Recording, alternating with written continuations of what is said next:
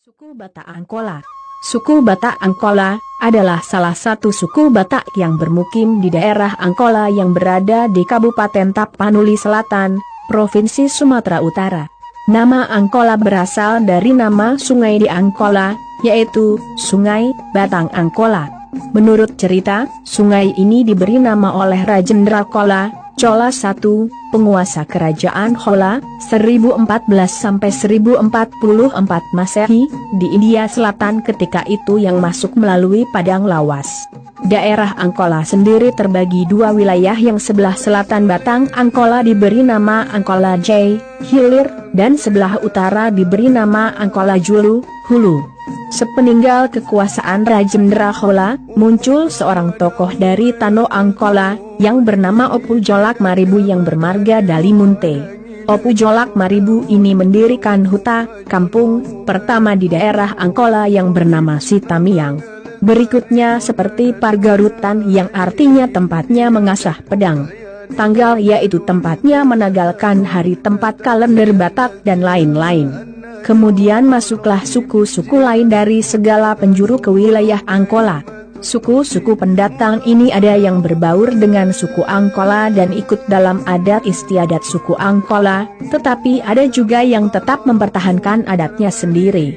Marga-marga pada masyarakat Angkola pada umumnya adalah Dalimunte, Harahap, Siregar, Nasution, Ritona, Batubara, Daulai dan lainnya.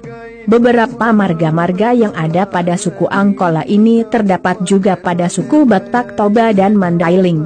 Secara sejarah, sepertinya suku Batak Angkola ini masih berkerabat dengan suku Batak Toba dan Mandailing. Walaupun saat ini mereka menyatakan berbeda satu sama lain. Kadang bagi masyarakat lain, di luar suku Batak, agak membingungkan untuk membedakan antara suku Batak Angkola dengan etnis Mandailing. Karena dari segi budaya dan bahasa, bisa dikatakan nyaris mirip, hanya dibedakan dari dialek yang berbeda. Intonasi bahasa Batak Angkola sendiri lebih lembut dibanding dengan intonasi bahasa Batak Toba, tetapi masih lebih keras dibanding intonasi bahasa etnis Mandailing.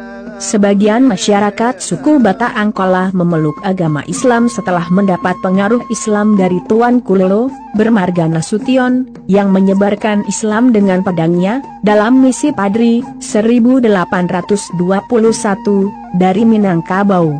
Tetapi sebagian lain tetap mempertahankan agama adat yang telah mereka amalkan sejak dari zaman leluhurnya, seperti Plebegu dan Malim. Tetapi tak lama kemudian masuknya pasukan Belanda ke wilayah ini mengusir pasukan Padri yang berusaha mengislamkan wilayah Angkola ini, dan sebagian masyarakat Angkola yang tadinya bertahan dari pengaruh Islam Padri, akhirnya menerima ajaran Kristen yang diperkenalkan oleh para misionaris Belanda di wilayah Angkola ini. Masyarakat Batak Angkola pada umumnya hidup sebagai petani, seperti membuka lahan padi sawah maupun ladang.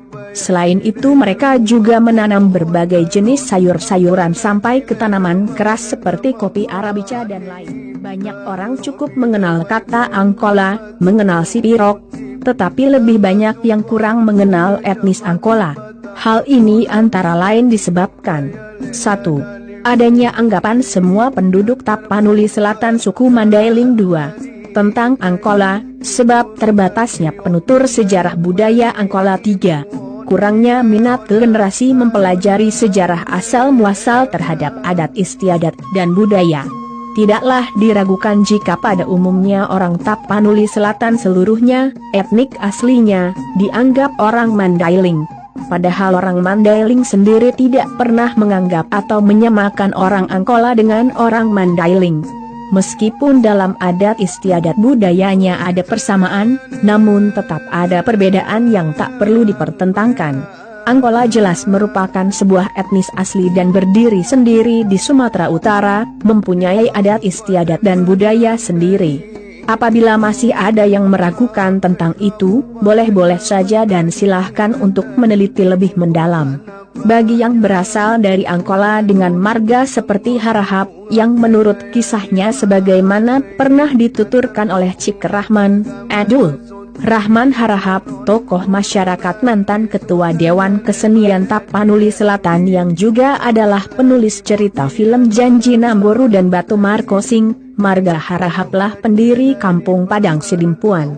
Perlu diketahui, kota Padang Sidimpuan bermula lokasinya di Padang Nadimpu, lahan bukit yang agak tinggi, sekarang diabadikan sebagai nama open stage, arena terbuka, di pusat kota Padang Sidimpuan, tempat acara-acara resmi pemerintahan atau kegiatan-kegiatan lainnya. Juga marga Siregar dengan keturunannya, demikian pula marga Pane, Huta Suhut, Rambe dan lain-lain. Tidak perlu ragu akan keberadaan Angkola termasuk salah satu dari sekian banyak etnik yang ada di Nusantara ini. Karena itu, apabila berasal dari etnik Angkola, akuilah dan cintailah kita memang orang suku Angkola.